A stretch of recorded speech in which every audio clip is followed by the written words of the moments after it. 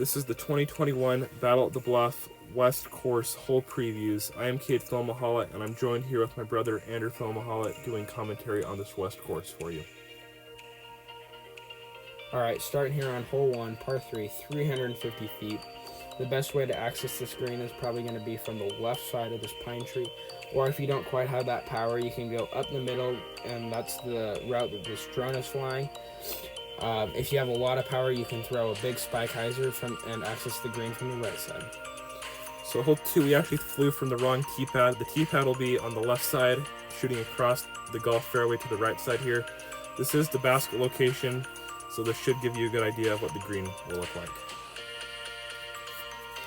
Alright, hole 3, this hole's 345 feet. This hole is fairly similar to hole 1, except you can access it from the right or the left side of this tree. Just want to get something to slide up here and sit nicely on this hill. Hole 4 is 291 feet. This hole will require a straight shot that will have to miss trees on the left and the right side. There is a hyzer play on the right side, but will take much more power to access the green. Alright, hole 5. This hole is 240 feet. There is some danger on this hole with the pond on the right side. The best way to access this will probably be a right-handed forehand coming around those trees there, and hopefully sitting near the basket, not in the water. Hole 6 is 324 feet. This hole plays deceivingly long and has this pond short. You're going to want to make sure you clear the pond, but stop short of this hillside and make sure you don't go long. Alright, hole 7, par 3, coming in at the biggest par 3 on the whole course. It's run all the way across the golf fairway here.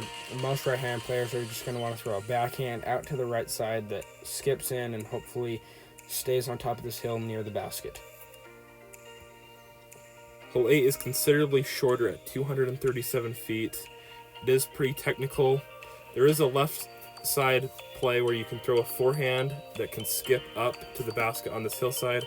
There is a straight play, but it is the most technical shot on the course. Alright, hole 9 here, 261 feet. This hole is also pretty technical. You're going to want to throw probably a flex forehand, or if you want to, you can throw a right-hand backhand spike hyzer that accesses the green, but there also are some trees near the basket. Hole 10 is 339 feet. This is way more open than the last two holes.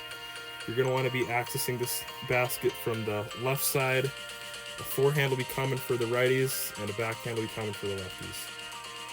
Alright, hole 11, par 3, 369 feet here. This is a regular hole that they normally play at the Bluff course here.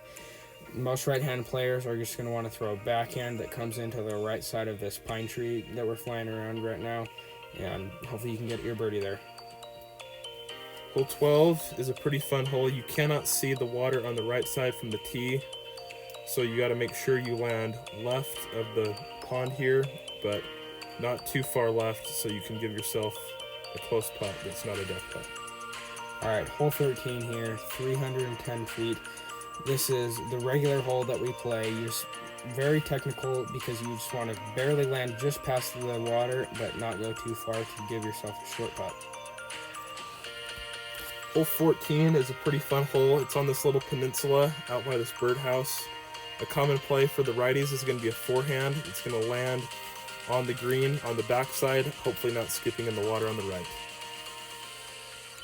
Alright, hole 15 here. This is somewhat technical, but if you have the power, you want to go right-hand forehand just around this tree that we're flying around right now and just getting near the basket, hopefully stopping on the hill so you don't have a death putt. Hole 16 has a pretty technical tee shot here with trees lining the right and the left side. Once you're out of the initial gap, though, it's a pretty easy hole. There's a tree on the left and the right side, but really shouldn't come into play because there's not much of a hyzer line on this hole. Alright, hole 17, very short, coming in at 250 feet, but still very technical with the bunkers right in front. You're almost going to want to have to give this an ace run for your best chance at taking a good score on this hole. Hole 18 is one of the original holes on the Bluff front course. This is a pretty big shot. is 363 feet. For the righties, it's going to be a big backhand hyzer, hopefully stopping before this bunker on the left side. For the lefties, it's going to be a big turnover or a straight shot up the middle. Alright, thank you guys so much for watching. We would like to give a big thanks to Sean Swap for running this great event. We'd also like to thank Snyder's Bluff Golf Course, RPM Discs, and Infinite Discs for supporting this and making this event possible. Good luck to you guys this weekend, and hope you guys have a fun tournament.